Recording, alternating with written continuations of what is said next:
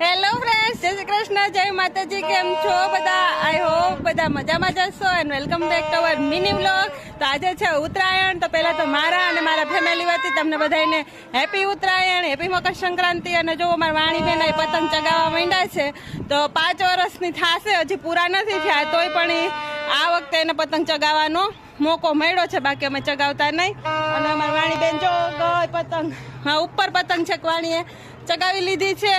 અને બાકી ચાલો તમને મળાવું બધાને, બધા શું કરે છે એને, અમારા કેશોદની અંદર કેવી ઉત્તરાયણ છે ઈ. તો ચગાવજો, ખેંચ છે વાણી. તો જય વાણીબેન ચગાવે છે પતંગ આપણા. વાણી હાય, જય શ્રી કૃષ્ણ. કેવી મજા આવે પતંગ ચગાવવાની? આવે ને? તો જય આપણી પતંગ ચગે છે, મસ્ત મજાની ઉપર ચડી ગઈ છે. દેખાય કે નહીં? સુરત દાદા આવે છે એટલે હા જો એક સેટ એની નીચે છે એ આપણી પતંગ છે આ. અને અહીંયા મમ્મી જુઓ એન્જોય કરે છે પાવો વગર. જય શ્રી કૃષ્ણ. મજા આવે ને ઉત્તરાયણ કરવાની?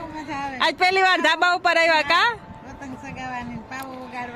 અરે જો હા, તો જો અમારે હા, તો જો અહીંયા અમારે હે ને બોલું નથી એટલું બધું ઘાટો એરિયા નથી ને એટલે. બાકી જો અહીંયા આપણી પતંગ પડી, પાણીની બોટલ ને એવું લઈ આવ્યા, મમરાના લાડુ ને તલ સાંકળી ને એવું ઉપર લેતા આવ્યા. અને બાકી જાય બધા એન્જોય કરે ફૂલ.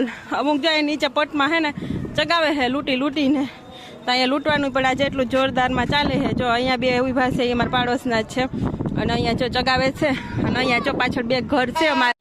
તો જો અહીંયા છે ને આખું કેશોદ છે એ બાજુ. તો અમારે ઘણું દૂર થાય, બાકી અમારે પાછળ બધી સોસાયટી છે, પણ અમારા આજુબાજુ કોઈ નથી.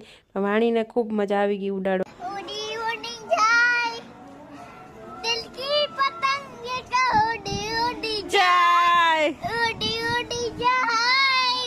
જાવા દેવાનો હોય, દોરો ખેંચવાનો હોય.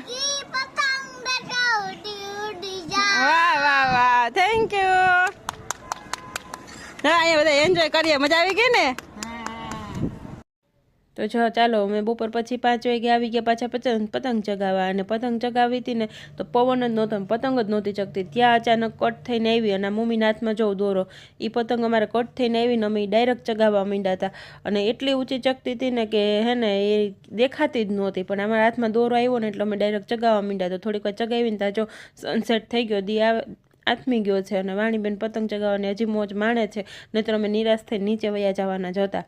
ત્યાં અમારા હાથમાં દોર આવી ગયો. પછી થોડીક વાર મેં પતંગ ચગાવી અને પછી તો હે ને અમારા દિવાળી જેવો માહોલ થઈ જાય રાતના. તો એટલે હે ને થોડીક વાર પતંગ ચગાવી અને હે ને બધા ફટાકડા ફોડવા માંડ્યા હતા, અંધારું થઈ ગયું ને એટલે. તો જુઓ, અને મોર મિની વ્લોગ જોવા માટે અમારી ચેનલને કરી લેજો સબસ્ક્રાઈબ, લાઈક, શેર.